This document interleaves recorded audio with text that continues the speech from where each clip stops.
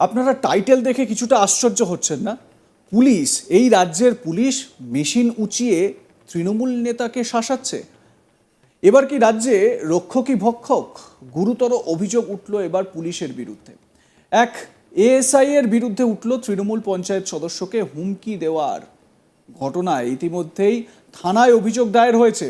Police সূত্রে খবর, জেলা পুলিশ সুপার ও অতিরিক্ত পুলিশ সুপারকেও জানানো হয়েছে বিষয়টি, যদিও পুলিশের তরফে এখনো কোনো প্রতিক্রিয়া পাওয়া যায়নি। জানা গিয়েছে গত নভেম্বর মাসের 21 তারিখ মানিকচক থানার চণ্ডীপুর এলাকায় বাইক দুর্ঘটনার কবলে পড়েন এক যুবক। সেই ঘটনার বিষয়ে মানিকচক থানার ওই কেসের ইনভেস্টিগেশন অফিসার এএসআই প্রশান্ত মিশ্রর সঙ্গে দেখা করতে যান মিল্কি গ্রাম পঞ্চায়েতের তৃণমূল সদস্য মঈনুদ্দিন মমিন, কিন্তু তাকে থানায় না পেয়ে কোয়ার্টারে চলে যান তিনি। অভিযোগ, ওই পুলিশ অফিসার আগ্নেয়াস্ত্র উঁচিয়ে মেশিন উঁচিয়ে তৃণমূল সদস্যকে প্রাণনাশের হুমকি দিতে থাকেন। ঘটনার জেরে রীতিমতো চাঞ্চল্য ছড়া এলাকায়। ঘটনায় মঈনুদ্দিন মমিন বলেন, আমার বাড়ির পাশে একজনের দুর্ঘটনা হয়, আমরা থানায় গিয়ে জিজ্ঞাসা করি আইওকে, বলল আইও নেই, খোঁজ খবর নিয়ে জানি কোয়ার্টারে আছে। আমরা সেখানে যাই, 10 মিনিট পর আইও এলেন। এর কিছু মুহূর্ত পরেই মেশিন উঁচিয়ে গুলি করে দেওয়ার হুমকি দেওয়া হয় বলে অভিযোগ। মঈনুদ্দিন মমিন তৃণমূল পঞ্চায়েত সদস্য কি অভিযোগ করছেন শুনুন। আমরা ফার্স্টে আসলাম, আসার পরে থানাতে আসার পরে জিজ্ঞাসা করলাম এইটা আয়ুকে, জিজ্ঞাসা বললো কেস ছিল আপনাদের, ও আমাদের কেস ছিল 21 তারিখ একটা অ্যাক্সিডেন্ট কেস হয়েছে, মোটরসাইকেল বাইক মারা গেছিল কি? না অ্যাক্সিডেন্ট হয়েছে। কে অ্যাক্সিডেন্ট হয়েছিল? আপনার কে? আমার এই আছে বাড়ির পাশে, আচ্ছা, সেই জন্য এসছি।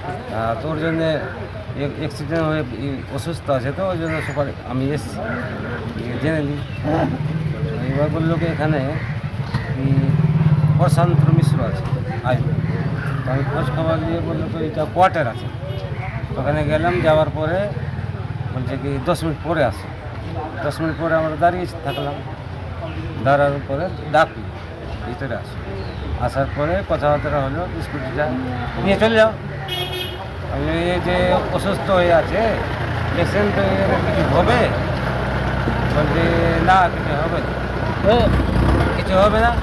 তারপরে না, পেশেন্টে তো টাকা করতে কোনো সব বিচার হবে না।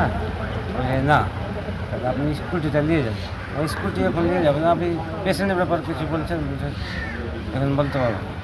এই বলে সঙ্গে সঙ্গে আমরা 2টা প্রতিনিধি মেম্বার ছিলাম আর একটা আমাদের সঙ্গে ছিল।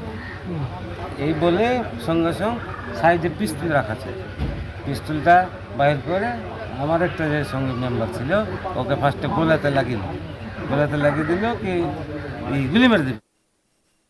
এখানে হ্যাঁ, প্রতিনিধি আমরা চিনি না, কাউকে চিনি না।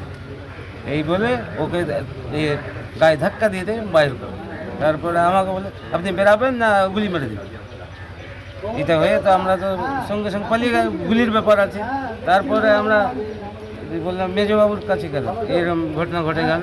মেজবাবু বললে কি আপনি আইসির কাছে কথা বললেন। তারপরে আইসির কাছে বললাম, বলে একটা ওর বিরুদ্ধে কমপ্লেন করবো। কারণটা কি আমরা বুঝতেই পারলাম না কিছু, মধ্য অবস্থাতে ছিল একদম, হ্যাঁ টের হয়ে আছে, ফুল টের।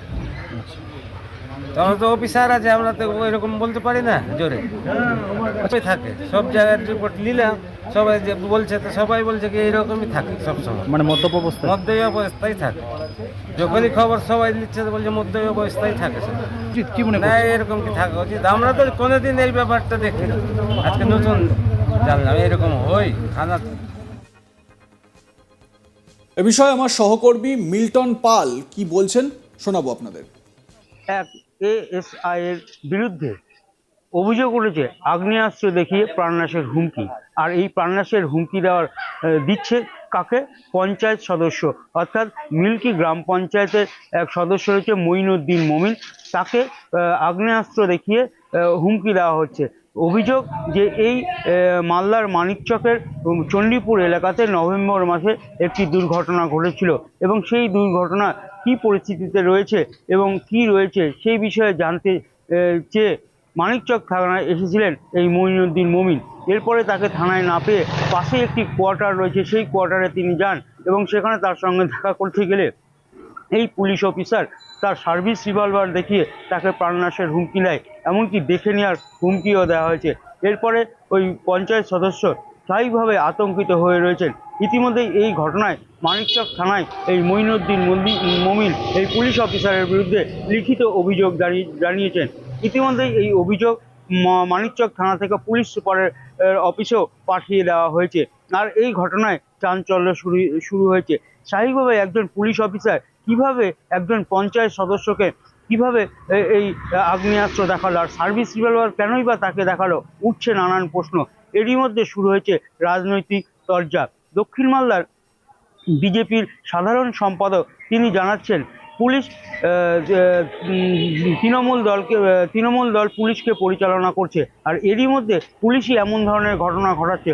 স্বাভাবিকভাবে সাধারণ মানুষ কোথায় যাবে, সাধারণ মানুষ কোথায় গিয়ে এর সুরাহা পাবে, সেটা নিয়েও প্রশ্ন উঠছে। আর এই পুলিশকে তো তৃণমূল দলই ব্যবহার করছে, আর তৃণমূলকেই হুমকি দিচ্ছে। স্বাভাবিকভাবে বোঝা যাচ্ছে যে পুলিশের অবস্থা কি রয়েছে। পুলিশ এই ধরনের কাজ করে কি বোঝাতে চাইছে তারা নিজেরাই জানেন। আর এই ধরনের ঘটনা ঘটিয়ে মানুষকে নিরাপত্তা তারা কোথায় দেবে, কিভাবে দেবে, মানুষ কিভাবে পুলিশের কাছে যাবে, এই ধরনের প্রশ্নও তিনি তুলেছেন। আর অন্যদিকে যে মালদা জেলা মুখপাত্র আশিস কুণ্ডু তিনি জানিয়েছেন যে এই রাজ্যে আইনের শাসন রয়েছে, তাই জন্য অভিযোগ দায়ের হয়েছে, তার ব্যবস্থা হবে। আর পুলিশের যে ব্যবস্থা নেওয়ার তা ওপর রয়েছে, পুলিশ সুপার রয়েছেন, তারা এর তদন্ত করে সঠিক ব্যবস্থা নেবে। ঘটনার তদন্তও শুরু হয়েছে।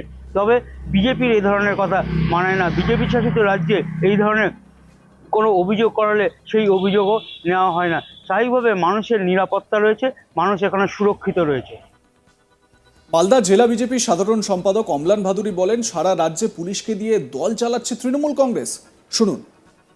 সারা রাজ্যে তৃণমূল কংগ্রেস পুলিশকে দিয়ে দল চালাচ্ছে, আর তার ফলশ্রুতিতেই এরকম ঘটনাগুলো ঘটছে। আজকে পুলিশ অফিসার গ্রাম পঞ্চায়েতের নির্বাচিত সদস্যদের আজকে থ্রেট করছে, আর্মস নিয়ে তাদেরকে থ্রেট করছে, মেরে ফেলার হুমকি দিচ্ছে। জেলা তৃণমূলের মুখপাত্র আশিস কুণ্ডু বলেন, অভিযোগের ভিত্তিতে ওই পুলিশ অফিসারের মেশিন হেফাজতে নিয়েছেন থানার আইসি। তদন্ত শুরু হয়েছে। প্রশান্ত মিশ্রর বিরুদ্ধে মানিকচক থানায় যে কমপ্লেন রেজড হয়েছে, কনসার্ন থানার আইসি অলরেডি তার আর্মস সিজ করেছে এবং সেফ কাস্টডিতে রাখা আছে। According to the complain, inquiry has been already started. যদি তিনি দোষী সাব্যস্ত হন, ওয়েস্ট বেঙ্গলের রুল অফ ল এস্টাবলিশড আছে, according to Indian penal code, he will be penalised. কিন্তু বিজেপির কমপ্লেন। সাবস্ক্রাইব করুন আজ তাক বাংলার YouTube channel, like comment share করতে ভুলবেন না।